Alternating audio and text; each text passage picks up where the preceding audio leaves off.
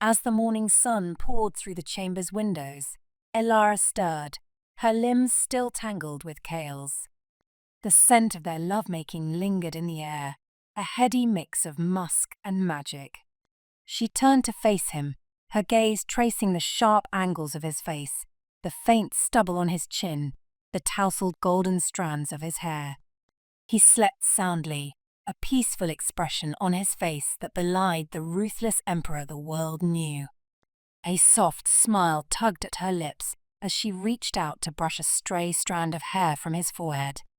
He stirred, his eyes fluttering open to reveal a warmth that she hadn't seen before.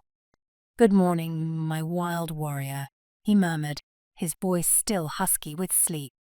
Elara leaned in, pressing a gentle kiss to his lips.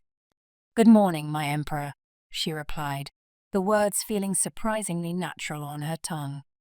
As they lay there, basking in the afterglow of their passion, a sense of unease settled over Elara.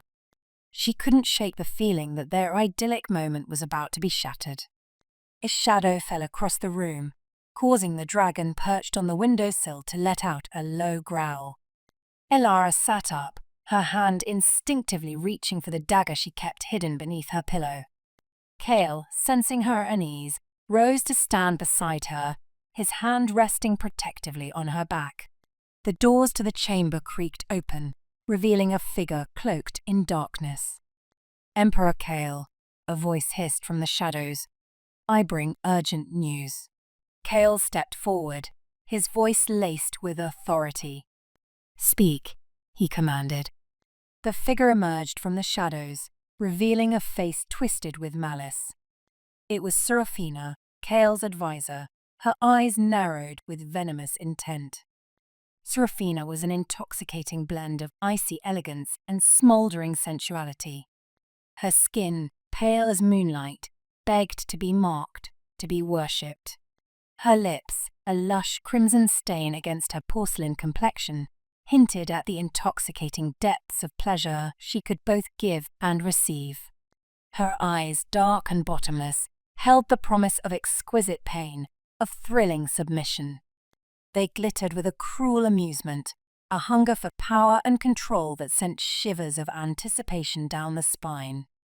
Her raven hair, a wild mane that framed her face, was a silken trap, a weapon to be used in her seductive arsenal. Her clothing, black as the abyss, clung to every curve, revealing glimpses of flesh like a tantalizing secret.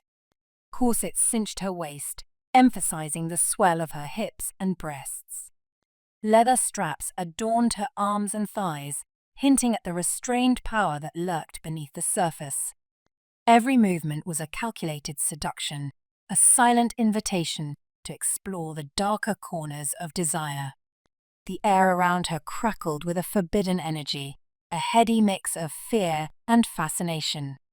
She was a mistress of the senses, a temptress who reveled in the art of domination.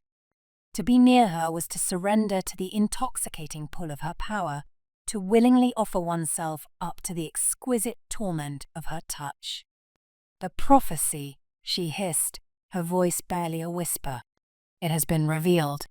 A chill ran down Elara's spine, a premonition of impending danger tightening its grip around her heart. She knew without a doubt that their fragile bubble of bliss was about to burst, the threads of their destiny pulled taut by forces beyond their control. The air in the throne room grew thick with tension, the once intimate atmosphere now charged with a palpable sense of dread. Elara and Kale exchanged a look, a silent communication of shared unease and unspoken questions. Seraphina's words hung heavy in the air, a chilling reminder of the forces that threatened to tear them apart. "The oracle has spoken," she continued, her voice dripping with venom. "She claims their union will bring about the downfall of the empire."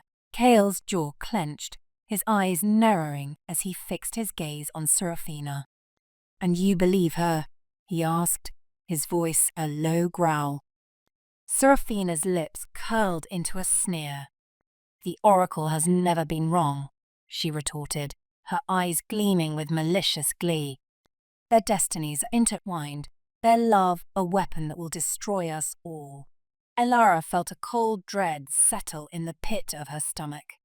The prophecy, a whispered legend among her people, had always been a source of fear and uncertainty. But now, it seemed, it had become a weapon in the hands of their enemies. Kale turned to Elara, his eyes searching hers for a sign of doubt or fear. But all he saw was unwavering determination, a fire burning bright within her soul.